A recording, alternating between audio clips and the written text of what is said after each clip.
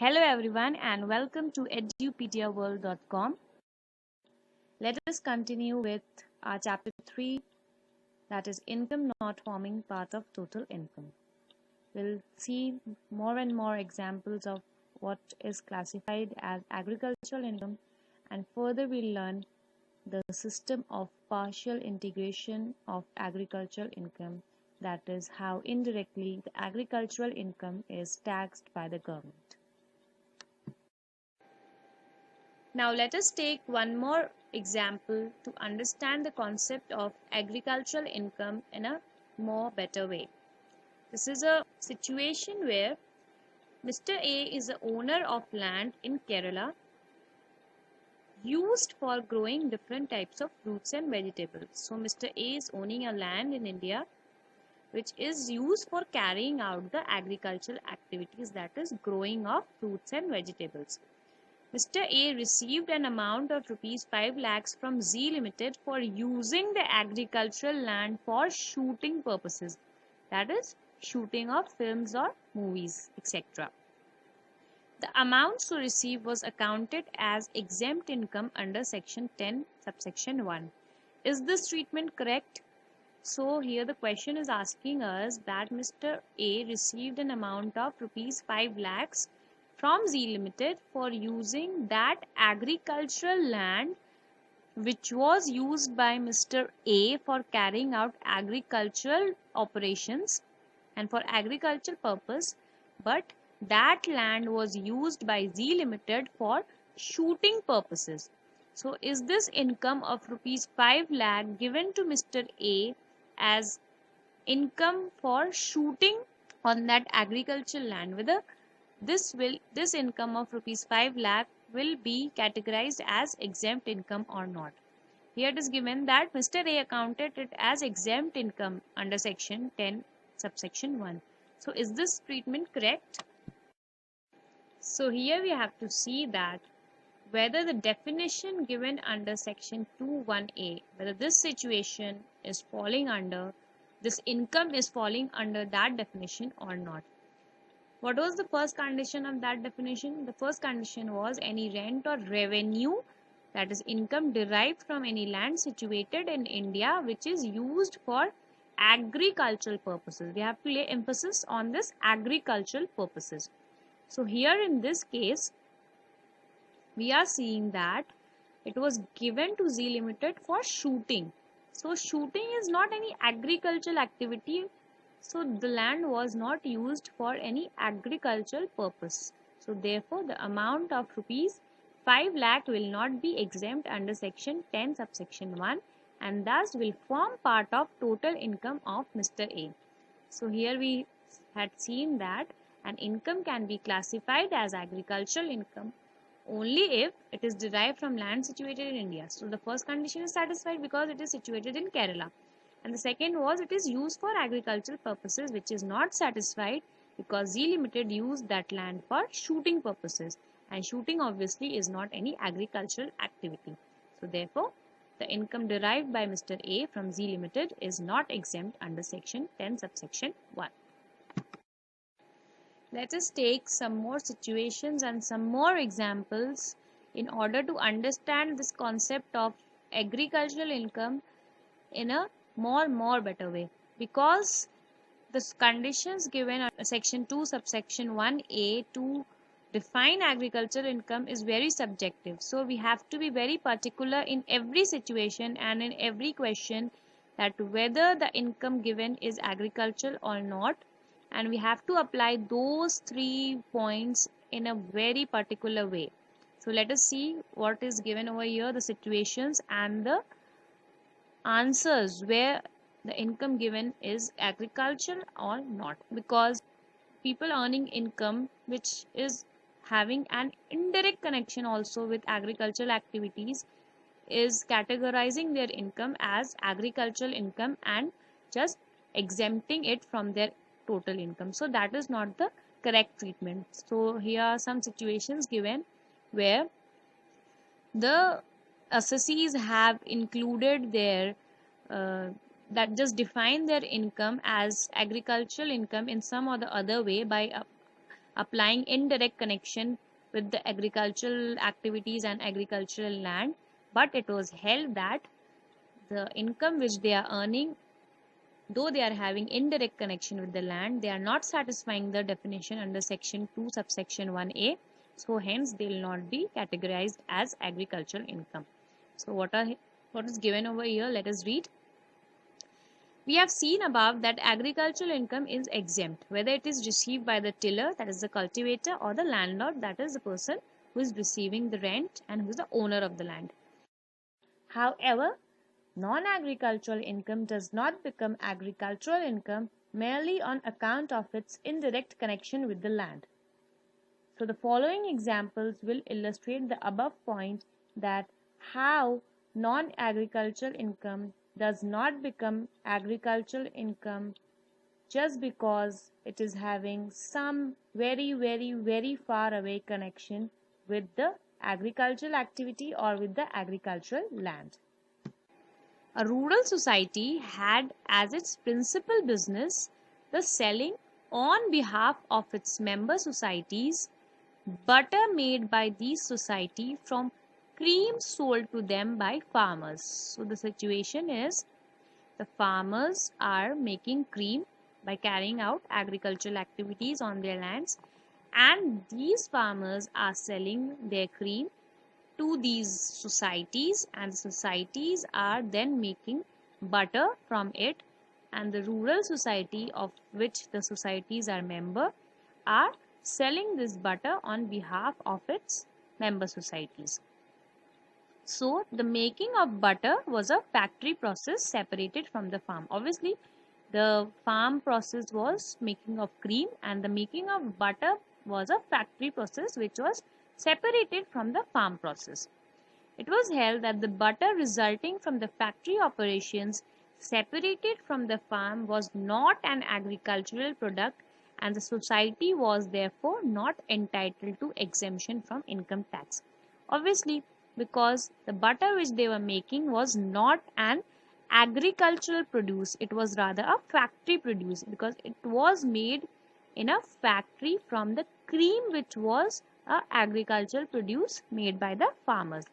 So it was held that both these operations are different, and thus the butter is not an agriculture product, and therefore the society is not entitled to exemption from income tax under section 10 subsection 1 agricultural income. Let us take one more example.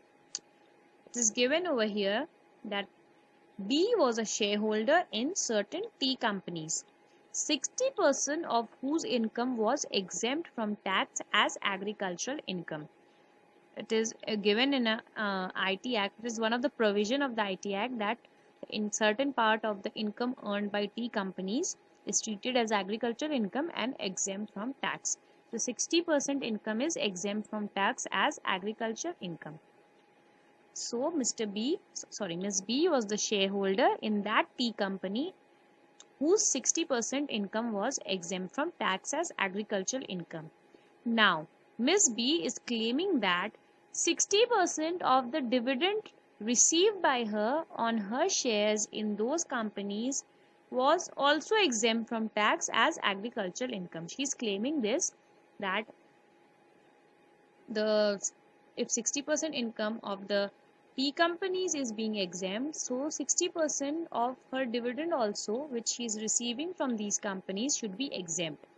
So it was held that dividend is derived from the investment made in the shares of the company is not an agricultural income. Obviously, it is having no connection with agricultural activities. The investment which she has made in these companies is having no connection with agricultural produce or agricultural activity or with the land or anything given under section 2 subsection 1a.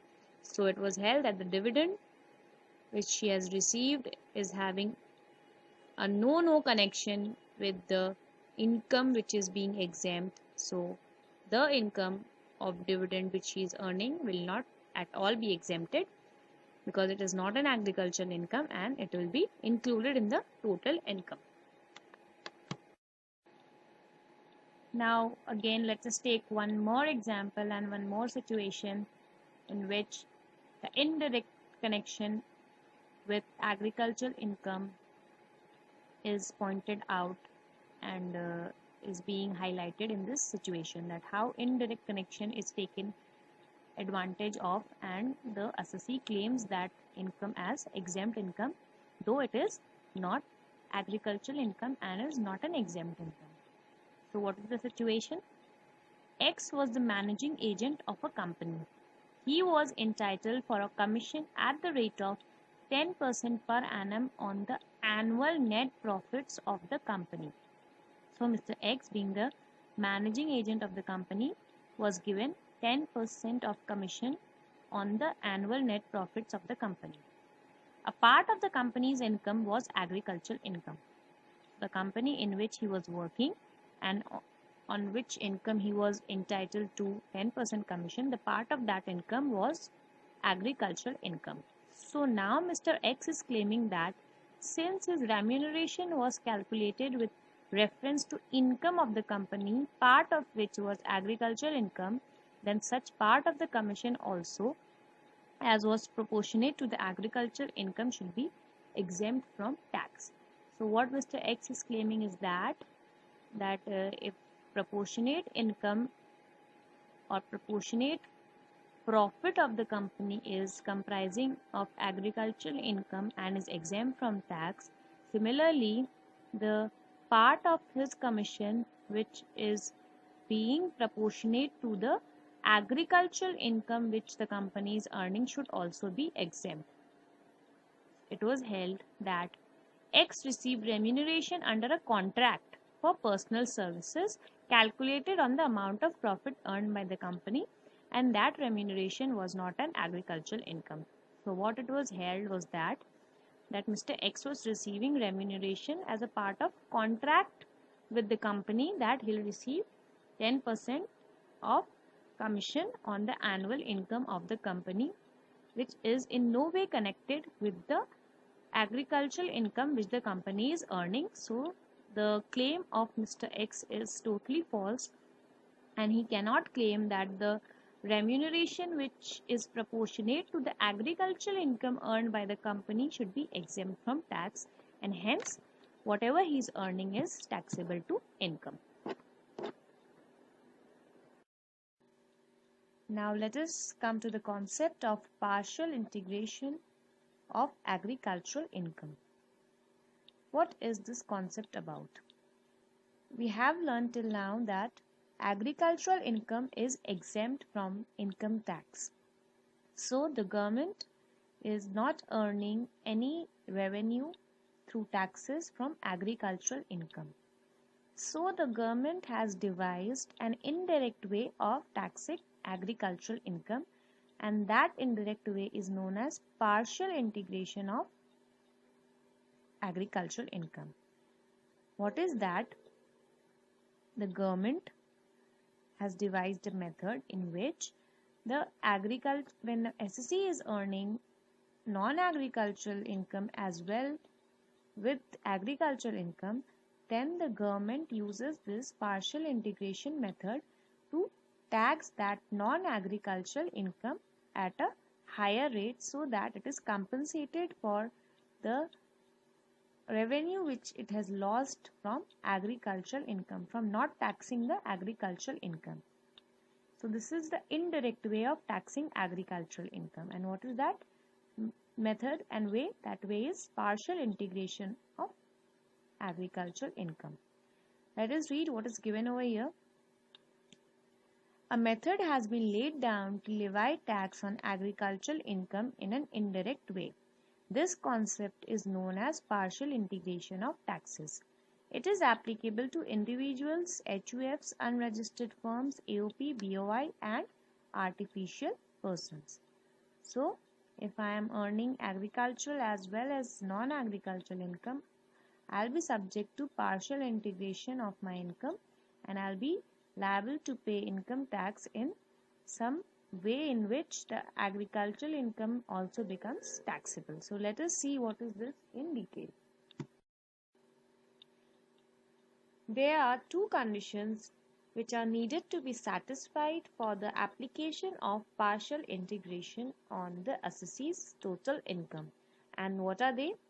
Number one is the net agricultural income should exceed rupees 5,000 per annum. That is, the assessee who is falling under the system of partial integration, then his agricultural income for the year should exceed rupees 5,000.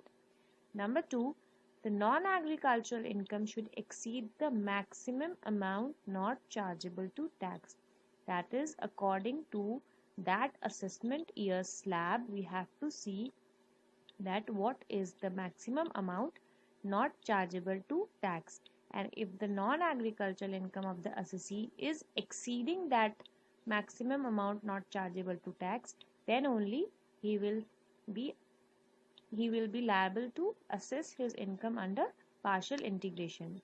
So for this assessment year, the slabs are as follows: 5 lakh for very senior citizens, that is 80 years and above; 3 lakh for senior citizens, that is 60 years and above; and 2,50,000 for all other individuals and HUFs. So if the non-agricultural income of these assessees, that is very senior citizen and all other individual, is exceeding the maximum amount not chargeable to tax, that is 5 lakh, 3 lakh and 2,50,000 respectively, then they will be liable to assess their income under the system of partial integration.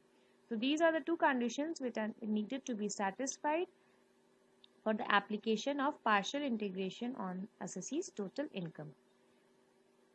Thereafter, it may be noted that the aggregation provisions do not apply to company, firm assessed as such, cooperative society and local authority.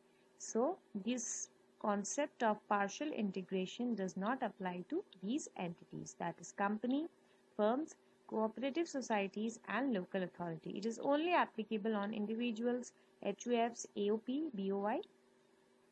That's it. And the main thing about partial integration is that the object of aggregating the net agricultural income with non-agricultural income is to tax the non-agricultural income at higher rates. The main object of this concept of partial integration is that since the government is not taxing the agricultural income and not earning any revenue from agricultural income, then the government has devised a method to tax the non-agricultural income at higher rates and thus will earn the revenue which it has lost on not taxing the agricultural income. Now let us see the steps of partial integration. How partial integration of agricultural income is done. Step number 1 is, first of all, we add up the agricultural income and the total income, that is non-agricultural income. We just sum up the total income, that is agricultural and non-agricultural income. Number 2 is, we apply the tax slab and calculate the tax on step number 1, that is the total income agricultural plus non-agricultural income. Step number 3 is, we add up the maximum amount not chargeable to tax and the agricultural income. And then step 4 is, we apply the slabs and calculate the tax on step number 3, that is agricultural income plus maximum amount not chargeable to tax. Step number 5 is, we just deduct the tax on step 1 and the tax on step 3, and the resulted figure is then added to the cess at the rate of 3%, and then we just come up to the total tax payable, that is the tax plus cess. So this is how the system of partial integration works. Let us revise it one more. Step number 1, we add up agricultural income and the non-agricultural income. We just calculate tax on it. Then we add up agricultural income and maximum amount not chargeable to tax, and then we calculate tax on it, and then we do subtraction of tax on step 1 and tax on step 3. On that figure we add cess at the rate of 3%, and then we add up these two figures to get the total tax payable. So this is how partial integration of agricultural income is done. Let us take one example to understand these steps in more better way and more clearly. Let us take one example.